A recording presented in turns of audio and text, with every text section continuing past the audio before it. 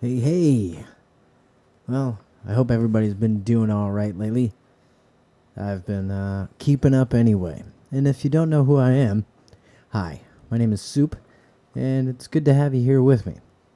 I usually like to do a thing live on stage, but that isn't really something that I can be doing lately. And I hosted a little online get together weekly for a while there, and also had to put that on a little hiatus as well. But I'm here, and I want to talk to you, kind of directly. Well, more of like have a conversation, but I can't hear what you're saying. So you can respond in any way you like, um, leaving comments on this or send me a direct message or anything like that. Feel free to ask me questions, and hopefully I can get to answering them as well. I'm going to try not to distract myself too much, but I do have some things up on my screen in front of me just to prompt me a little better. But that's how good stuff goes. Usually you get some notes written down. I've been doing some classes lately, and the classes are both interesting and insanely frustrating. And so I like to distract myself by reading articles that I can find out there on the internet. And I have found some cool stuff. This one is particularly interesting to me for a couple of different reasons. It's from The Atlantic, which you can find on theatlantic.com, and it's by Ashley Fetters. And it's called The Dad Joke Doctrine. If I can remember, I'll put a link down there so you can check it out. I am going to rehash some of the stuff that's in here, but I also want to bring in some of my own perspectives, and I know they're not all going to be correct either. That's a thing that you'll find is true throughout a lot of this, is that this is opinionated and in the moment. So I hope you're all right with that. I enjoy dad jokes. I am a fan of puns and silly quips, and definitely enjoy any kind of joke. But the dad joke, the groaners, if you will, are the kinds of things that really interest me. I always, in my pursuits of trying to figure out comedy and trying to figure out where my place in comedy is or was or whatever, I loved killing a joke, driving it into the ground, overdoing it so much that the joke is no longer funny. And I don't know why, but it's hilarious to me personally. And I think that has a lot to do with the popularity of dad jokes as a whole as well. But to begin all this, I think we should look back at why a dad joke is so odd and why it's not the kind of thing that until recently we noticed, took note of at all, or even heard. And I think that's because of the changing roles in the way that our society is looking at things. Traditionally, again, not in a broad spectrum by any means, but traditionally, the male in a relationship of traditional family structures was more about the gaining of wealth and holding on to it, the survivability of the family unit, and trying to keep things going in a fairly strict way. The order of things was usually set by the male and reinforced by the female. And I understand that family dynamic has changed significantly since the times I'm talking about, 100, 200, 300, 400, 1,000 years ago. But I think this kind of sets the stage for how we see the grown jokes and how that kind of thing has come into fruition as a popular thing and something that we all love and enjoy. Even if you think you hate a dad joke, I think you can appreciate one every once in a while, depending on how good or bad they are, depending on how you look at them.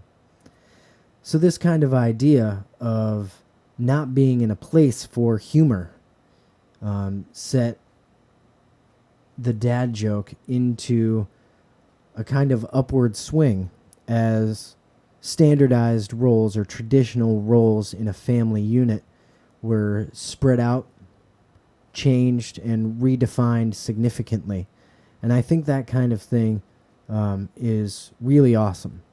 I think the diversity of life in the family units is amazing, and the kind of thing that is really great to embrace. And it also brings forth some amazing side effects of those things. And one of them is the dad joke, the groaner, the puns. We've been using puns forever and ever. There's written notation, written literary puns that go back hundreds and hundreds of years. I'm sure we could even find some thousands of years ago if we knew how to look at them. But again, changes in things like family structure, societal structures, and language make it harder and harder to understand a pun from days past. I really think that enjoying something like a joke in any format is a pleasure in life that everybody should be able to enjoy. It's the kind of thing that unifies a group of people that may not have any other unification factors to it. And I think that it's the kind of thing that can redefine your outlook without changing everything about you. A simple joke or a quip or a pun can really enlighten another person into your outlook, the joke teller. But specifically, I think one of the most important things to look at when it comes to the dad joke is that it's really for the enjoyment of the teller of the joke. It has a lot to do with the storytelling nature that we have inside all of us. Great Doctor Who quote that I'm going to paraphrase and completely botch is that all stories are true. We just forget them long enough that when they're retold, we no longer see the truth in them. But that doesn't mean that all fiction was real at some point. It means that there are things deep inside of us, deep-seated memories of some kind, that bring forth these stories. They relate in some way or another to the everyday things that we do or have done, or the experiences that we have in moments of stress or love or excitement. These kinds of things are important to the human experience. And I think the dad joke is really an exemplary moment in the way that we tell stories. The way that jokes are brought about and the things that we can say, whether you're Brian Posehn or Christina Pajitsky or Joe Rogan, or just a guy sitting in front of a camera in the middle of his bedroom, the joke is part of telling other people our experiences. And our experiences are important. They're the kinds of things that can mold into the future. They can change the course of history, change the way that things can be seen and what kind of outlook we have on life overall. I think that groaning at a joke while inside you're still kind of laughing gives acceptance to those different perspectives of life. And understanding how things like the family unit and communities have grown to embrace other outside factors just goes to show that a dad joke isn't just for a dad. It's an everybody joke. It's the kind of joke that really makes the teller feel good because the reaction is immediate, which is what any sort of good joke does, but it's really hard to write a good joke. It's also really hard to write a bad joke. It's really hard to write anything at all. I think that the more I think about how things like entertainment have become more and more important and bold in the way that we live our lives, just goes to show that the human condition is something that is evolving, and its importance grows more and more as time goes on. I think that the kind of thing that I'm trying to shoot for is a universal experience. I've always wanted to be the anti-theory to universal feelings. That the way that you feel happy isn't necessarily the way that I feel happy. And the things that bring enjoyment to lots of people don't bring enjoyment to everybody. And the factors that change those are widespread and everywhere. Things like society, the community around you, personal experience. All those things that form good jokes are the same things that make up universal feelings, which makes them not very universal at all. But sharing those kinds of feelings, sharing the happiness and sharing laughter, even sharing anger in moments where it's needed, is ultimately therapeutic and the kind of thing that really becomes important to the human experience that I'm trying to talk about. Something like a dad joke while you're on a long road trip with your family, no matter who the joke comes from, can really solidify the memory of that experience overall. You may not remember each and every mile marker and all of the things you saw in the farmlands that you drove across, or every single landmark that you were at, or even the moments that you were trying to hang on to. But you're going to remember something like a bad joke. You might even repeat it later on. And it's the kind of sharing that brings a community together. Dad jokes are like poetry for people who aren't very poetic, but they have a sense of humor somewhere. Every cow has 3 square meals a day, 'cause hay comes in squared off bales, you know? That's the kind of thing I'm talking about. It really is a universal experience.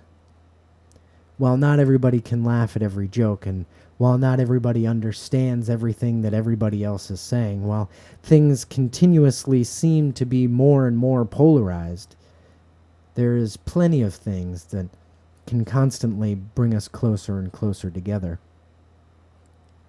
And that's important. Being close, being part of a community of any kind, is really truly important and an integral part of the human experience. I think humans overall have vastly, vastly different outlooks overall. Each individual is just that, an individual. And there's only so many things that can make that individual feel like they're part of something. It makes me think a lot about Rat Park. In the 70s, published in the early 80s, there was a doctor who did this really cool experiment. Well, it wasn't cool. It was kind of cruel, actually. But the understanding that we got from it is mind-blowing. It had to do with drugs. And they were using, I believe, methamphetamines of some kind and sugar water. And they put a bunch of rats into a community area, a large living space that was shared, and food was shared, and there was always enough food and there was enough drink for all of the rats. And then there were a lot of rats that were put into isolation. And the isolation cut them off from everything. And then at some point, they took some of those rats that were in Rat Park and they put them into isolation. And then they took some of the isolated rats and they put them out into the park. And they offered drugs, these methamphetamines, by way of sugar water. The interesting thing was the rats that had never been isolated, the ones that lived their entire lives in Rat Park, had no real interest in utilizing the drugs. The ones that had been isolated early on and then reintegrated kind of were into the drugs. The ones that were isolated now, that had been separated from their community and no longer had access to Rat Park at all, they used drugs heavily. It's an interesting thing to think about. When given the things that make an individual thrive in a seemingly natural way: food, shelter, companionship. The need to use outside forces to increase and overload the primitive brain and the dopamine circuits of our mind is just not there. Our brain creates enough happiness on its own when it's working correctly. It's interesting to think that even though there were some of these rats that had been isolated and then integrated into the community, they still decided to use drugs. I feel that that kind of shows that the isolation has a long impact on the way that the brain works. It's the kind of thing that you can't really get over. And it's not unlearned by any means. It's actually remembered in the primitive brain significantly more than the memory of a community. The memory of a community is something that is fleeting because it always happens in the right now. It's just like those mile markers on that trip that you take with your family. You don't remember what they are. All you remember is the dad joke that happened along the course of one of them. I think it's really interesting to think about the kinds of things that we all do, or seemingly all do, when you're driving with people in a car and you see cows on the side of the road. Somebody's always got to say, "Look, cows." We all knew they were there, but somebody had to point it out. And how many times at the end of that road trip are you going to be remembering how many cows you saw? How many times somebody else pointed out where the cows were? Did you count how many times you saw cows first and pointed them out to everybody else? Those are the kinds of fleeting memories that are hard to hang on to because they're seemingly unimportant to that primitive brain. But what the primitive brain does remember is the dopamine spike from the dad joke. That's the kind of thing that the drugs from Rat Park were trying to replace. Because the dopamine spike from drug use is significantly higher than just about anything that the human body can naturally produce on its own. Understanding things like love and sex and enjoyment, those kinds of things can be more fulfilling than any sort of drug. But I don't think they could ever surpass the physical actions that are going on in the brain. And that's a big problem when it comes to drug use. Drugs literally hijack the brain in different ways. I'm learning this now in some of my classes. It's a weird thing the way the primitive and the conscious brain work together and against each other to create this tumultuous, factor-filled storm right there inside your skull. And things like addiction can happen. But maybe the addiction doesn't happen. The effects of that dopamine and glucosamate are still there. They still carve their channels into the neuron pathways in your brain, just the way a river can curve its way through the mountains. I think that's important when we think about things like humor. And groany jokes carve a really deep pathway into your neurons because they're different than a regular joke. It took me a long time to remember or memorize all of Eddie Murphy's jokes from Raw. And now that I haven't seen it in a long time, I don't remember many of them at all. I've been told it might be a little out of place nowadays. But there was definitely a point where I knew all of them. But every once in a while, I remember one of those dad jokes, like the one about the cows and the square meals a day. It has a certain way of carving deeper than some of the other things that we try to remember all the time. It can take 20 to 30 different repetitions for something to become a memory, specifically a recallable memory. But it only takes one time to remember a dad joke sometimes. Just like it can only take one time to become addicted to a drug. But it could also take many. How many times did I have to watch that Eddie Murphy DVD? And there are things that can be learned and changed from that. The way that society sees our roles in our family units and our communities is constantly evolving and changing. Our pathways are being moved. The rivers in our brain rerouted. But I remember silly little things about the communities that I'm a part of that I'm missing a lot right now.